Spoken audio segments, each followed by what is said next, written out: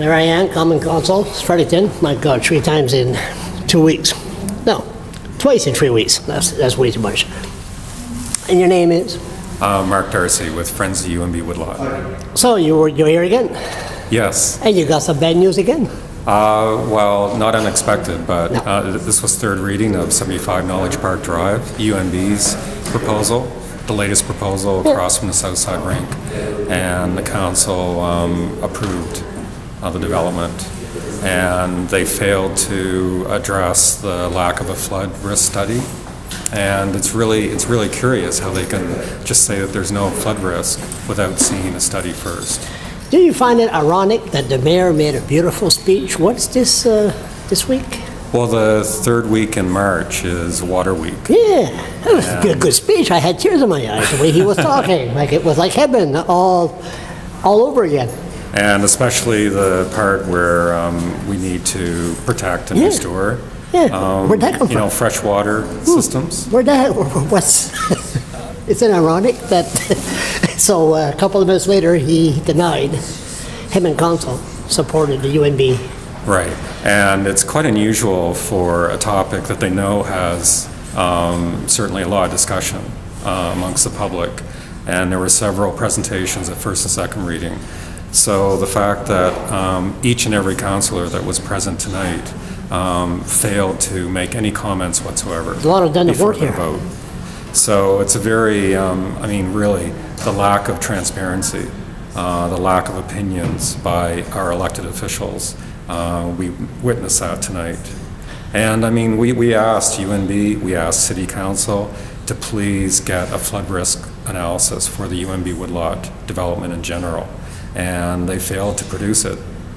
So once they're going to come back and do another project, it's going to go through the same thing again? The same rubber stamp. So it's essentially death by 1,000 cuts.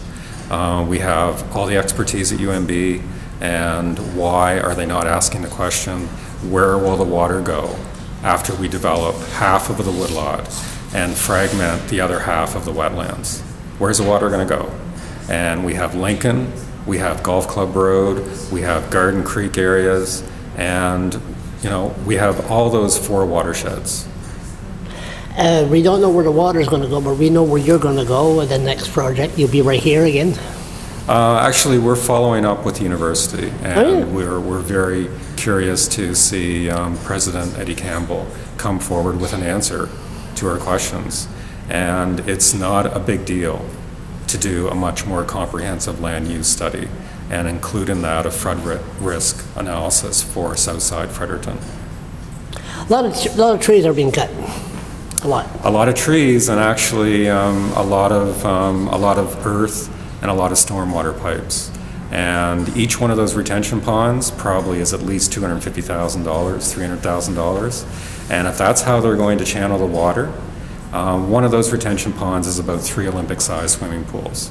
But when you look at 8 inches of rain, if we get a big rain event in the woodlot, that's over 800 million gallons of water, equivalent to well over 1,000 retention ponds. So is the city of Fredericton going to build all of these sufficient retention ponds? I don't think so. I think that me and you will have an interview after the next big rainfall, and we'll go for a little drive. Well, according to council, there's nothing to worry about. There was nothing to worry about Japan either. Well, I know it's not the same, but I'm talking about the nuclear plant and all that. There was nothing to worry about, and you see the mess that they're in now. I know that's man-made, but I think it's extremely troubling. The backstory here is the traditional media, why they're not covering the nuclear power meltdown, which is happening or could happen in 3. And the U.S. Navy has taken their ships to more than 100 miles. Mark, that's another issue for another day. But it just shows you the U.S. Fleet has moved offshore, and yet the media is not covering the radiation risk. And again, here in Fredericton, we're not covering the climate change risk that we saw in Charlotte County. And if that storm was an hour away, It could be right over Fredericton next time. And I want to know, and the Friends of UNB Woodlot want to know, where is the water going to go? We'll leave it right there. Thanks.